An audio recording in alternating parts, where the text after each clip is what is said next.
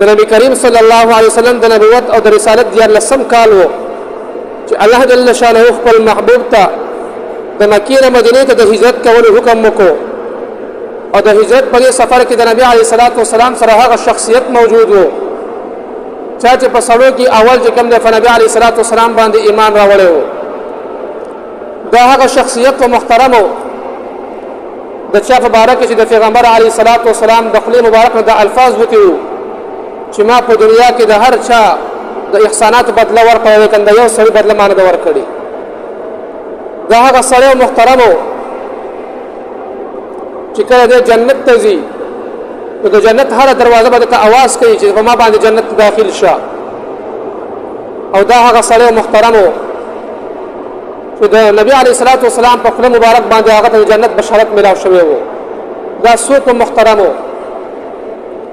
چې هغه ته دومره چې کوم د انعامات ملاو شوي وو الله جل شانه ته دومره بشارتونه ورکړي وو دا چې کوم د محترم ابو بکر صدیق وو چې الله جل شانه په کې دومره کمالات یې خوري وو دا به کې الله جل شانه ولې یې خوري محترم وو ځکه چې هغه د خپل پیغمبر سره ډېره زیاته مینه کوله ډېر محبت به ورسره کولو په دغه سفر باندې محترم وو کله چې ابو بکر صدیق او نبی علیه الصلاۃ والسلام روان شو د مکې نه مدینې ته نو ابو بکر صدیق رضی الله عنه په لار باندې ډېر زیات بې قراره دی کله د نبی علیه الصلاۃ والسلام مخې ته شي کله شاته شي کله یو طرف ته شي کله بل طرف ته شي او بې قراره دی په ټوله لار باندې دا چل کوي اخر کې پیغمبر علیه الصلاۃ والسلام د هغه نه تپوس کوي ولې ابو بکر ډېر زیات بې قراره یې څه وجه کېدی شي هغه ورته وایي ای د الله رسوله کله چې زه ستانه شاته روان یم نو زما ذهن ته چې کوم دی एकदम دا سوچ راشي هسې نه چې دشمنان زموږ مخې ته ناست وي او هغوی د مخې نه ګزار وکړي نو زه چې کوم دی ځکه مخې ته شمه خیر دی که زه ولګېږم خو چې تاسو ونه لګئ او چې کله زه مخې ته شم نو بیا زما ذهن ته एकदम دا سوچ راشي هسې نه چې موږ پسې شاته کافران راپسې وي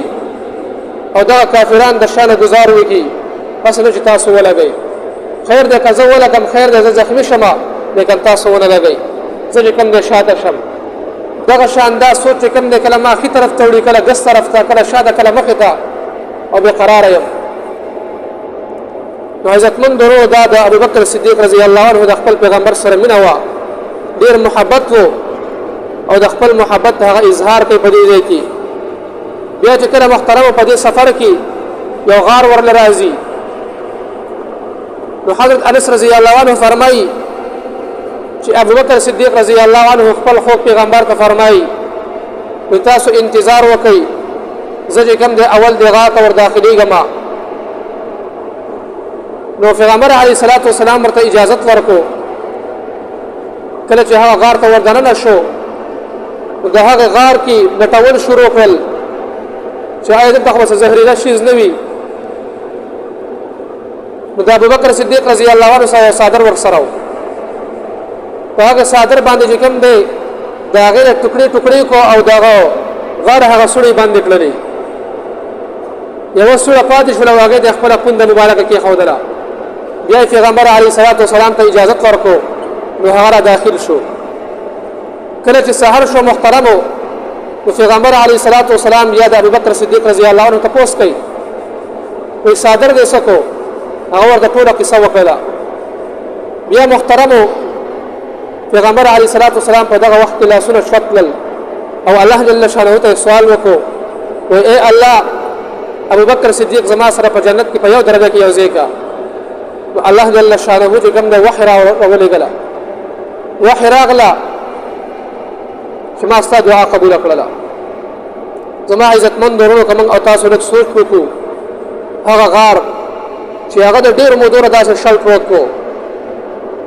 او محترمو بیا چې کوم د شپه او ورځ هم نه وه لیکن اول چې کوم د ابوبکر صدیق رضی الله عنه غار ته ورنوځي او د هغې غار ټولې سوړې بندۍ د ځان سره دا سوچ کوي که څه تکلیف نه رسي خیر دی ما ته دې ورسېږي لیکن چې پیغمبر علیه الصلاۃ والسلام ته څه تکلیف ونه رسېږي خیر دی که د ژوند شمه زما مړه کېږي زما زندگی ختمیږي ختمه دي شي لیکن د پیغمبر علیه الصلاۃ والسلام د ژوند د بهترین هغه مرحلات هغه چې کوم د باقی پاتې شي خیر که د ابوبکر بدن هغه د زهر باندې ګرځېږي لیکن چې د محبوب یو یخته هم ازار نشي دومره چې کوم د خپل پیغمبر سره مینه او محبت وو ځکه ورته محترم الله جل شانه دومره مرتبه ورکړي وي دنیا کې ورته الله جل شانه د جنت زیر ورکړي وو ځمکه او اسمان دریابونه د هغوی تابع کړي وو